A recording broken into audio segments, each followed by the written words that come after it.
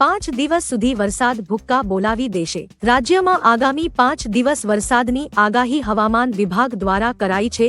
રાજ્યમાં હાલ 2 સિસ્ટમ સક્રિય છે। સુરત, ડાંગ, નવસારી, વલસાડ, દમણ અને દાદરા અને નગર હવેલી, ભાવનગર, અમરેલી અને ગીર સોમનાથમાં ગાજવીજ સાથે વરસાદની આગાહી કરી છે। અન્ય જિલ્લામાં પણ યલો એલર્ટ જાહેર કરવામાં આવ્યું છે। રાજ્યના 90% ભાગમાં ભારેથી અત્યંત ભારે વરસાદની આગાહી વ્યક્ત કરવામાં આવી છે।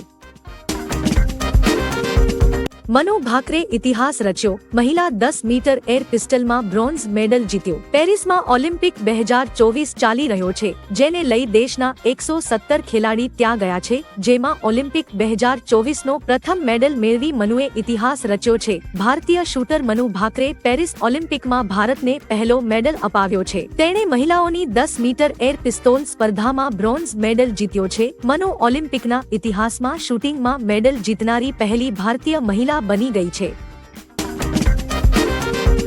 ચાંદીપુરા વાયરસની યુવાનો પર અસર, કેસની સંખ્યા 130 પર પહોંચી। ગુજરાતમાં શંકાસ્પદ ચાંદીપુરાના કેસની સંખ્યા 130 પર પહોંચી છે, તો હવે બાળકો સહિત યુવાનોમાં પણ આ વાયરસ ફેલાવાની શરૂઆત થઈ ગઈ છે। રાજકોટના 18 વર્ષીય યુવકમાં ચાંદીપુરાના લક્ષણો દેખાયા હતા, તો અત્યાર સુધીમાં 52 માસૂમોના મોત થયા છે। ચાંદીપુરા વાયરસના પોઝિટિવ કેસોની સંખ્યા થઈ 45 થઈ ગઈ છે। ઉલ્લેખનીય છે કે સૌથી વધુ કેસ સાબરકાંઠામાંથી સામે આવ્યા છે। સાબરકાંઠામાં 12 શંકાસ્પદ ચાંદીપુરાના કેસ સામે આવ્યા છે। ત્યારબાદ અરવલ્લીમાં 7 શંકાસ્પદ ચાંદીપુરાના કેસ સામે આવ્યા છે। હવામાન નિષ્ણાત અંબાલાલ પટેલની આગાહી। હવામાન નિષ્ણાત અંબાલાલ પટેલની આગાહી અનુસાર અમદાવાદ અને ગાંધીનગરમાં વરસાદની શક્યતા છે। ઉલ્લેખનીય છે કે બંગાળના ઉપસાગરમાં વરસાદી સિસ્ટમ સક્રિય થઈ છે। સિસ્ટમ ગુજરાત તરફ 1 થી 2 દિવસમાં આવશે। 29 અને 30 જુલાઈએ ભારે વરસાદની શક્યતા છે। મધ્ય ગુજરાતમાં ભારે વરસાદ થવાની સંભાવના છે। ઓફશોર ટ્રફના કારણે દક્ષિણ ગુજરાતમાં ભારે વરસાદ પડી શકે છે। 7,000 આદિવાસીઓએ એક સાથે 7,000 વૃક્ષો રોપ્યા। કેન્દ્ર સરકાર દ્વારા એક પેડ માં કે નામ થીમ જાહેર કરવામાં આવી છે। આ થીમ અંતર્ગત સોનગઢમાં 7,000 આદિવાસીઓએ એક સાથે 7,000 વૃક્ષો રોપ્યા હતા। રાજ્યના ગૃહમંત્રી હર્ષ સંઘવી અને વન પર્યાવરણ મંત્રી મુકેશ પટેલની હાજરી આપી હતી। વૃક્ષારોપણ કરવા માટે આદિવાસીઓ દ્વારા સંદેશ આપવામાં આવ્યો હતો, તો આપ પણ આપણા વિસ્તારમાં વૃક્ષો વાવીને દેશને હરિયાળું બનાવવાના ફાળો આપો। ગોલ્ડી અશોક સહિત 16 કંપનીઓના મસાલા ખાવા યોગ્ય નથી। ગોલ્ડી, અશોક અને ભોલા વેજીટેબલ મસાલા સહિત 16 કંપનીઓના સેમ્પલ ટેસ્ટિંગમાં ફેલ થયા છે। UP food safety and drug administration કહે છે કે કંપનીઓના ઘણા ઉત્પાદનો ખાવા યોગ્ય નથી। એફએસડીએ આ વર્ષે મે મહિનામાં યુપીના કાનપુરમાં મસાલા કંપનીઓ પર દરોડા પાડ્યા હતા, જેમાં 16 કંપનીઓના અલગ અલગ મસાલાના 35 સેમ્પલમાં જંતુનાશક દવાઓનો વધુ જથ્થો મળી આવ્યો હતો અને જંતુઓ પણ મળી આવ્યા હતા। બનાસ ડેરી અને જાપાનની સુઝુકી કંપની વચ્ચે મહત્વપૂર્ણ કરાર। એશિયાની સૌથી મોટી ડેરી બનાસ ડેરીએ પર્યાવરણ જાળવણી અને કાર્બન ફૂટપ્રિન્ટ ઘટાડવાની દિશામાં એક મહત્વનું કદમ ભર્યું છે। બનાસ ડેરી અને જાપાનની સુઝુકી કંપની વચ્ચે મહત્વપૂર્ણ કરાર થયા છે। સુઝુકી કંપની બનાસકાંઠા જિલ્લામાં 5 સીએનજી પ્લાન્ટ સહ સ્ટેશનો ઊભા કરવા રૂપિયા 250 કરોડથી વધુના રોકાણ કરશે, ઉપરાંત સાથે સાથે કેટલીક ટેકનોલોજી પણ પૂરી પાડશે। મન કી બાતમાં પીએમ મોદીની ખાસ અપીલ। વડાપ્રધાન મોદીએ મન કી બાત કાર્યક્રમમાં ખાસ અપીલ કરી છે। તેમણે કહ્યું કે મિત્રો, દેશ પોતાની સંસ્કૃતિ પર ગર્વ કરીને જ આગળ વધી શકે છે। ભારતમાં પણ આવા અનેક પ્રયાસો થઈ રહ્યા છે। આવો જ એક પ્રયાસ છે પ્રોજેક્ટ પરી છે। હું કલા અને સંસ્કૃતિ પ્રેમીઓને પણ પબ્લિક આર્ટ પર વધુ કામ કરવા વિનંતી કરીશ। આનાથી આપણને આપણા મૂળ પર ગર્વ હોવાની સુખદ અનુભૂતિ થશે।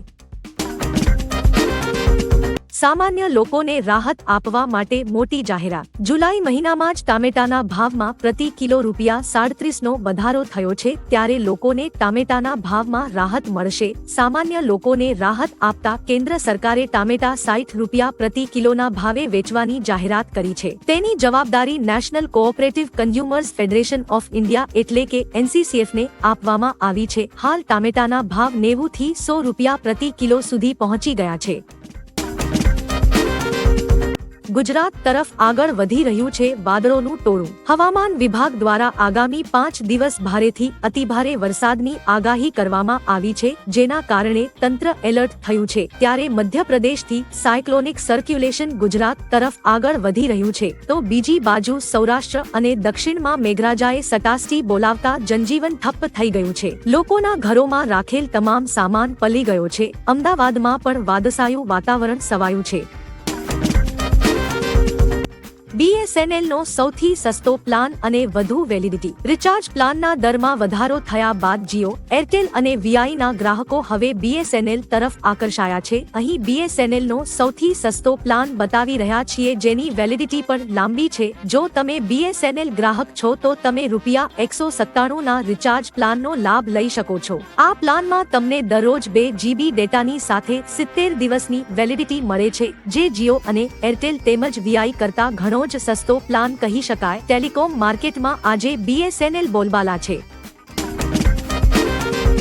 ટાટા ગ્રુપે બનાવ્યો રેકોર્ડ, અંબાણી અને અદાણી પાછળ। ટાટા ગ્રુપે શુક્રવારે $400 બિલિયન માર્કેટ કેપ હાંસલ કર્યું। આ આંકડાને સ્પર્શનાર ટાટા ભારતમાં પ્રથમ બિઝનેસ ગ્રુપ બની ગયું છે। મુકેશ અંબાણીની રિલાયન્સ ગ્રુપ $277 બિલિયન ના માર્કેટ કેપ સાથે બીજા સ્થાને છે અને અદાણી ગ્રુપ $206 બિલિયન ના મૂલ્યાંકન સાથે ત્રીજા સ્થાને છે। ટાટા ગ્રુપની 26 લિસ્ટેડ કંપનીઓએ છેલ્લા એક વર્ષમાં શાનદાર પ્રદર્શન કર્યું છે અને તેમની માર્કેટ કેપમાં $100 અબજ નો વધારો કર્યો છે।